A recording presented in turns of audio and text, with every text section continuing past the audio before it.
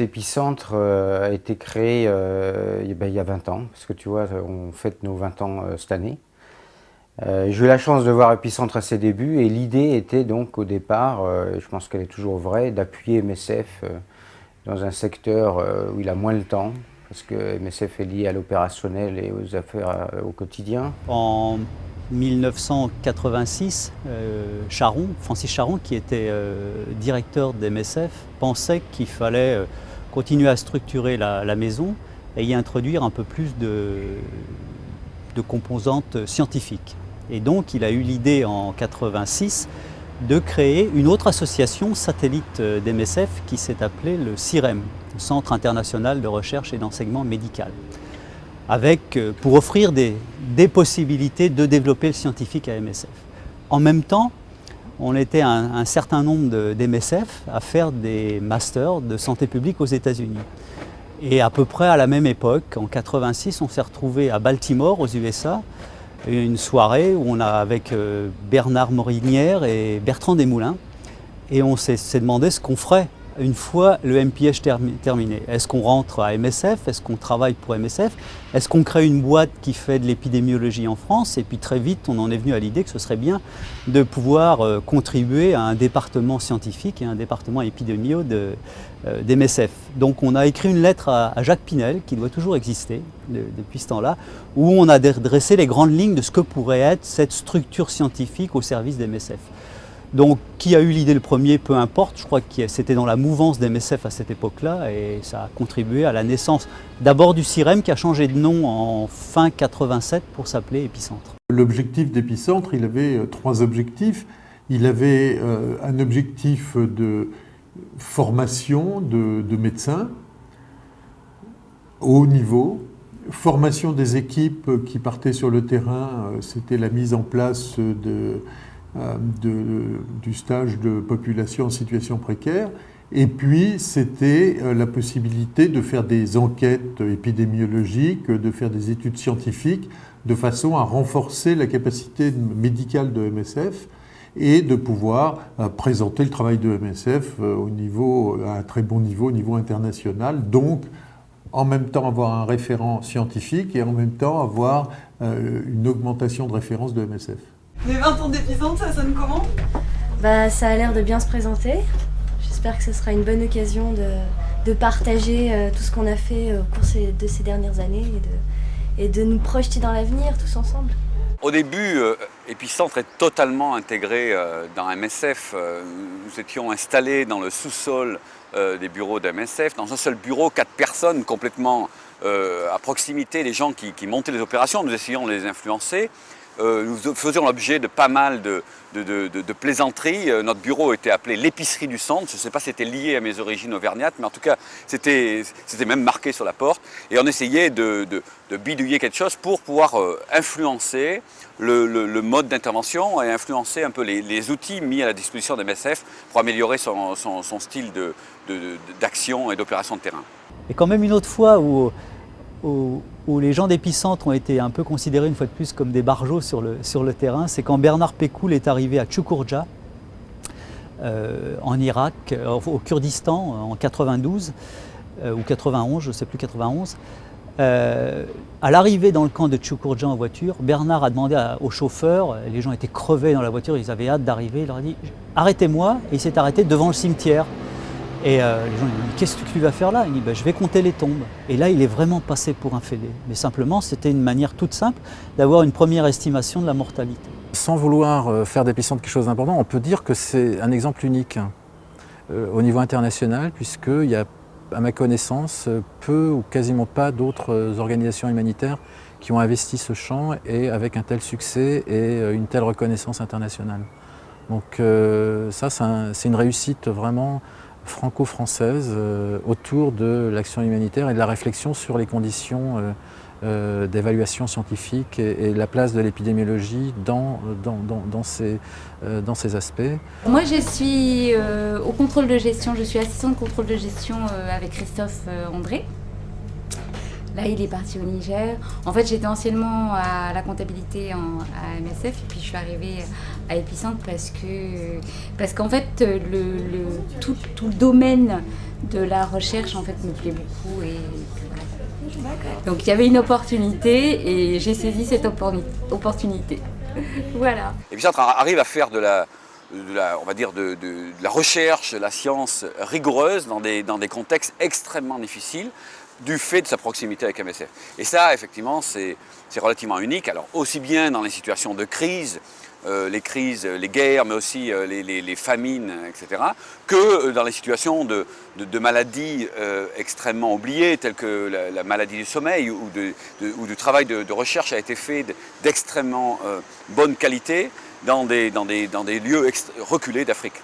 Ça a fait avancer la prise en charge des malades, d'abord parce qu'il y a eu la formation d'un certain nombre d'équipes au travail de terrain. Deuxièmement, ça a été à travers les études épidémiologiques, c'était de mettre en place des stratégies d'intervention, et ces stratégies d'intervention ont été utilisées par MSF, et donc ça a bénéficié aux populations qui étaient concernées par les pathologies étudiées. À Epicentre, on est très présent sur le terrain de MSF, où MSF travaille. Et des fois, on va là-bas pour donner du support technique, sous forme des enquêtes qui se font sur le terrain, des évaluations d'un projet en cours. Et ce passage par le terrain, cette opportunité nous permet de rentrer en contact direct avec la réalité. Ça nous permet de découvrir des fois des problématiques auxquelles on pourrait s'intéresser. Et ça nous permet en même temps de garder un contact plus direct avec les acteurs sur le terrain. Les gens qui travaillent à MSF, les expatriés, mais aussi les travailleurs locaux et les partenaires locaux, y incluent les populations bénéficiaires. Epicentre, c'est le satellite de recherche opérationnelle du mouvement MSF. La recherche à Epicentre, c'est la même recherche qui se fait dans une université ou un institut de recherche, mais elle cible et elle est guidée par les questions qui viennent du terrain MSF. Les réalisations les plus significatives d'Epicentre, c'est probablement celles qui ont non seulement répondu aux questions d'MSF, mais qui ont eu des retombées un peu plus larges et de temps en temps qui sont devenues des recommandations de l'OMS. Comme le traitement des méningites à méningocoque avec 3 essais cliniques qui ont été faits avec MSF et Epicentre et qui ont abouti à une recommandation qui est la recommandation aujourd'hui acceptée par tous de l'OMS pour le traitement des méningites à méningocoque en Afrique subsaharienne. Oui, 20 ans quand même, ça fait quand même quelque chose, ça veut dire que le boulot, ça marche bien. Et en fait, ça fait déjà 4 ans que je suis là, que je suis présent à Epicentre. Et depuis 4 ans, en fait, ce que je peux constater, c'est qu'il y a une explosion. Côté activité, ça prend de l'ampleur, il y a beaucoup plus d'importance, les choses sont de plus en plus pointues.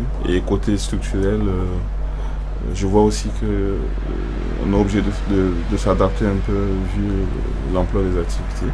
On est obligé de s'adapter à tout ce qu'il y a, à toutes ces activités, quoi. Donc en 20 ans, quand j'imagine, je mets un peu 20 ans en arrière, bon, j'imagine avec 2-3 personnes. Aujourd'hui, nous sommes à peu près une quarantaine. Et je sais encore que ça va évoluer vu ce qu'il y a comme activité à faire. Donc vraiment, quand même, ça fait quelque chose. Je vois que, en tout cas, le boulot avance.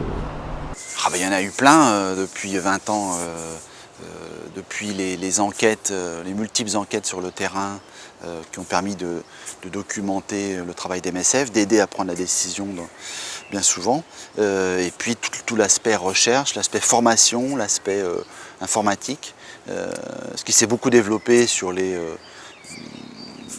7, 8, 10 dernières années, cet aspect recherche, ces essais cliniques qui ont permis de faire avancer la thérapeutique pour les malades. On était très liés, quand j'étais à Epicentre, je pense qu'on est toujours avec la campagne d'accès, sur le paludisme, sur sur la trypanosomiase, il y a eu des choses sur la méningite, c'est des choses très importantes, des essais cliniques qui ont montré l'efficacité de médicaments pour des maladies pour lesquelles il n'y avait plus beaucoup de traitements. Et puis c'est de la recherche, je me disais toujours, c'est de la recherche engagée, qu'il fallait qu'on défriche un peu des terrains que d'autres institutions un peu plus administratives, volumineuses, coincées, ne pouvaient pas faire ou ne voulaient pas faire. Je suis un des plus anciens ici. J'ai commencé en fait sur le terrain en Ouganda. C'était la première fois qu'il fallait faire des essais cliniques avec toutes les règles internationales pour la recherche des médicaments, en fait, de nouveaux médicaments. Et c'est ça que c'était mes premières activités à Épicentre, d'organiser des essais cliniques dans une ville au sud de l'Ouganda qui s'appelle Mbarara, où il fallait monter une base de recherche. Je me souviens un jour, l'un des premiers protocoles sur lesquels on travaillait, j'étais encore donc à Épicentre avant que je parte aux États-Unis, on avait une petite salle, on était dans les locaux de Médecins sans frontières, boulevard Saint-Marcel, et donc on avait un bureau au fond, il y avait à peine de lumière. Et donc il y avait un protocole sur lequel travaillait Bernard Pécoul qui était sur un essai thérapeutique comparant le chloramphénicol à l'ampicilline en Afrique subsaharienne. Et donc, comme à l'époque, nous n'étions pas grand-chose, en tout cas au niveau académique et reconnu en France, on avait demandé à rencontrer des professeurs de maladies infectieuses et voilà, pour leur parler de ça. Et l'un d'eux nous avait dit « Oh, vous savez, j'ai autre chose à faire, etc. Bon, venez me voir entre deux malades, éventuellement. » Donc on est allé là-bas et il nous a reçus et on est resté 3h30 dans son bureau. Ce qui voulait dire qu'au fond, ce qu'on apportait, le regard qu'apportait Épicentre, les idées, la volonté de faire un essai thérapeutique à l'anglo-saxonne sur un sujet sérieux et important, a montré qu'il y avait ce besoin et que ce besoin n'était pas couvert en tout cas par les approches académiques. C'est quelque chose qui m'a marqué comme médecin épidémiologiste sur le terrain auprès d'une opération MSF au Sud-Soudan en 1998 lors d'une famine dans le Bahr el Ghazal qui touchait 2 millions de personnes. Et c'est là où, une petite goutte d'eau dans la mer, si tu veux, on s'est rendu compte de l'importance, pour moi en tout cas, je m'en suis rendu compte de l'importance que pouvaient avoir des enquêtes pour quantifier des problèmes vécus par les populations. On a à cette occasion trouvé des seuils de mortalité exceptionnellement hauts, dramatiquement hauts, et il a fallu adapter d'ailleurs la méthode. Normalement on prend 30 grammes x 30, c'est-à-dire que 900 familles sont enquêtées au hasard sur un site ou sur plusieurs sites. Là on a diminué par 2 puisque les gens quasiment mouraient devant nous pour réduire le temps d'enquête à 3 jours. Et je pense que ces résultats ont permis à l'époque de confirmer et d'accélérer les opérations. Je dois dire aussi qu'à cette époque-là, en 1998, les médias étaient peu réactifs sur la question liée au Soudan. Et quelque part, là encore, goutte d'eau dans la mer, je pense que ça a permis aussi d'informer la communauté internationale du drame en cours. Et l'autre aspect a été aussi de quantifier la malnutrition et de permettre à MSF aussi d'adapter les opérations à la hauteur du désastre. Moi j'ai travaillé 9 ans à Épicentre, dont 3 ans en Ouganda et puis 4 ans comme directeur à Paris. Donc des anecdotes, j'en ai 500 000, mais j'y pensais ce matin en venant, et celle qui m'a toujours fait le plus marrer, c'était en fait avant Épicentre. J'étais à MSF et on était au Malawi et j'ai reçu à ce moment-là le directeur d'Épicentre. Je ne sais plus ce qu'il venait faire là. J'avais plein de boulot et donc il est arrivé sur le camp de réfugiés et je lui ai dit écoute vas-y fais ce que tu veux, moi je rentre au bureau et puis je te rejoins plus tard. Et puis je suis rentré, c'était à 15 bornes peut-être du camp et puis je l'ai complètement oublié. C'était donc mon futur patron, ce que je ne savais pas à cette époque. Et je l'ai vu rentrer à 9 h du soir derrière un pick-up congelé parce qu'il avait trouvé un transport pour rentrer jusqu'au bureau MSF. Je l'avais complètement oublié sur le camp de réfugiés. Bon, il m'a embauché quand même je sais plus, 1 an ou 2 plus tard, donc finalement c'était pas si grave. Mais j'ai trouvé que comme mode d'entrée à Epicentre, c'était pas mal.